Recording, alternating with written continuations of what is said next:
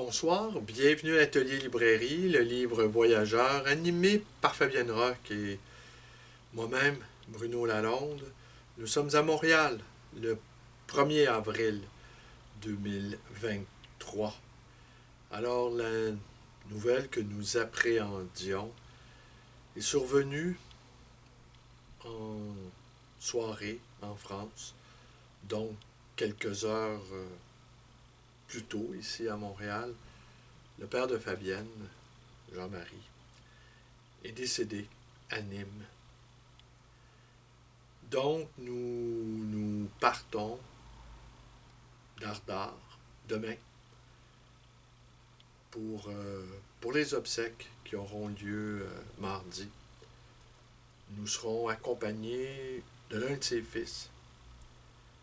Et de Paris, nous avons loué une voiture et nous allons nous rendre à Nîmes. Alors, ce sera donc une pause de cette très longue séquence. Peut-être 500 consécutives, là, ou en tout cas, ouais, pas loin. Mais j'apporte avec moi mon ordinateur, ce que je ne fais jamais lorsque je vais en France. Je me laisse tout simplement porter par l'air du temps, l'atmosphère générale. Je me promène. Je musarde dans les librairies. Je reviens au temps antérieur à la technologie, les réseaux sociaux, l'électronique, YouTube. Bref, je retrouve cette vie qui a été la nôtre, puisque sans doute la quasi-totalité des gens qui me suivent ont connu ce temps où il n'y avait pas de téléphone, smartphone, où les téléphones étaient accrochés au mur. Hein. Ont connu le temps aussi où on était disponibles pour toutes sortes de choses. Alors, mais j'apporte avec moi mon ordinateur et mon ordinateur, oui, et j'apporte avec moi mes bidules. Alors, c'est possible, je vais tout faire pour réapparaître sur YouTube ou vraisemblablement par un Facebook Live. Alors, peut-être mardi, si je réussis à avoir un petit moment, sans que ce soit inconvenant de le faire, si les circonstances me le permettent, eh bien, je vais vous faire un petit salut pour ceux qui suivent mes activités sur ma page Facebook. Et nous partons seulement, nous partons dimanche soir et nous revenons jeudi. Alors, c'est vraiment, c'est un voyage éclair, c'est le moins qu'on puisse dire.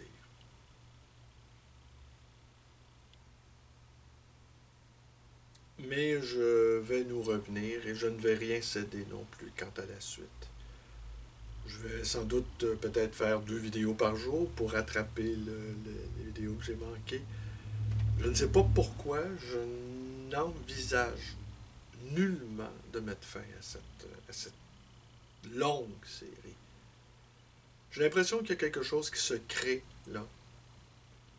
Je me sais écouter. On est peu nombreux, mais vous êtes tous des lettrés. Vous êtes tous des fous de lecture. Ça me touche. On est peu nombreux, puis en fait, je m'en voudrais presque que le nombre soit garant du succès. Sans doute, quelqu'un jugerait-il qu'une telle démarche, le travail que ça demande, l'énergie que ça suppose, pour arriver à de si petits résultats, sans doute, beaucoup jugeraient que ça n'en vaut pas la peine. Sans doute, d'autres, plus critiques, jugeraient que c'est un échec patent. Mais je suis libraire. Je ne suis pas... je suis un libraire qui prend plaisir à partager son expérience. À la fois de libraire, de lecteur, de conteur même.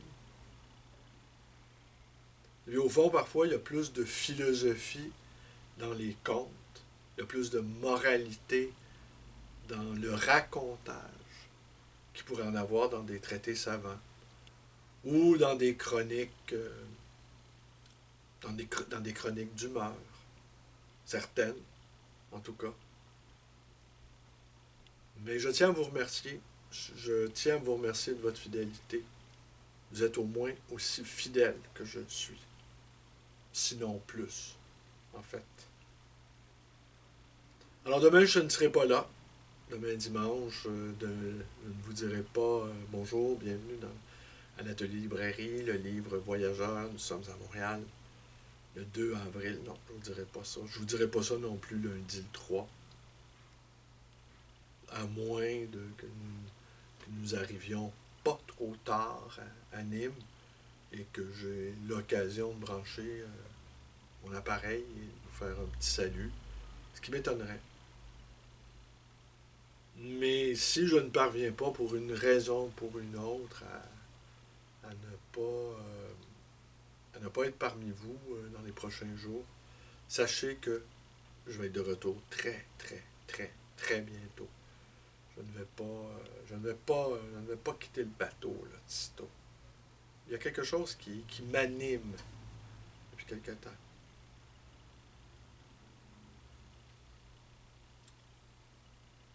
Je vous dis pas à demain, cette fois-ci, mais je vous dis à très, très, très, très, très, très bientôt, peut-être 36 heures, 48 heures tout au plus.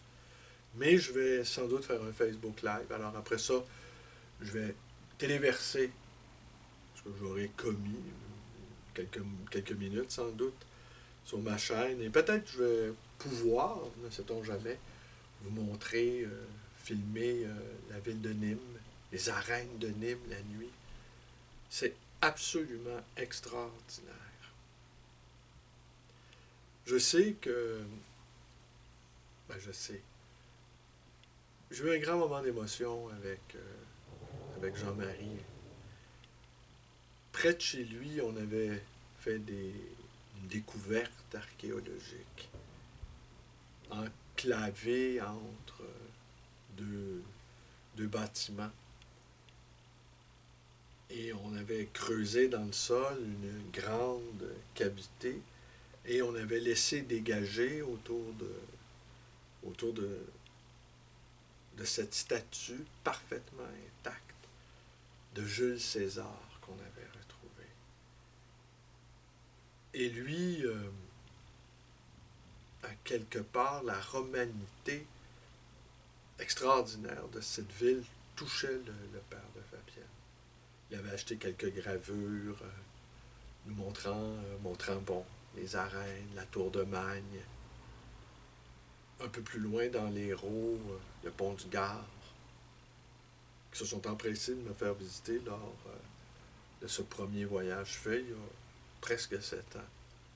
J'avais été émerveillé par les oliviers.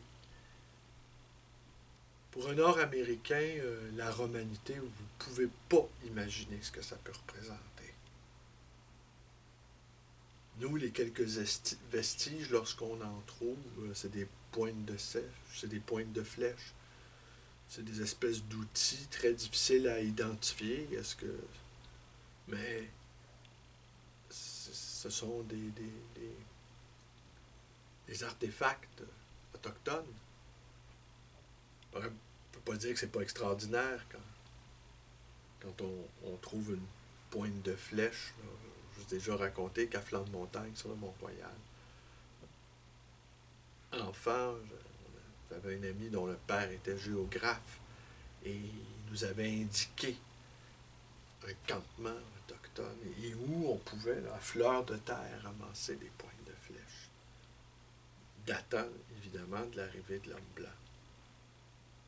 Pour un enfant, c'est extraordinaire de ramasser des pointes de flèches des Indiens. Mais on ne sent pas ce poids, je dirais, civilisationnel, hein? Je mets ça entre guillemets, vous savez ce que je pense de tout ça. On ne sent pas les strates là, de population qui ont migré, qui se sont installées, qui se sont acculturées, qui se sont métissées. lorsqu'on arrive comme dans une ville comme Nîmes ou Marseille. C'est aussi puissant, Marseille.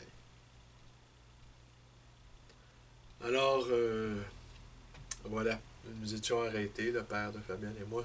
J'aurais envie de vous dire, c'est un peu euh, l'image que je veux garder de lui.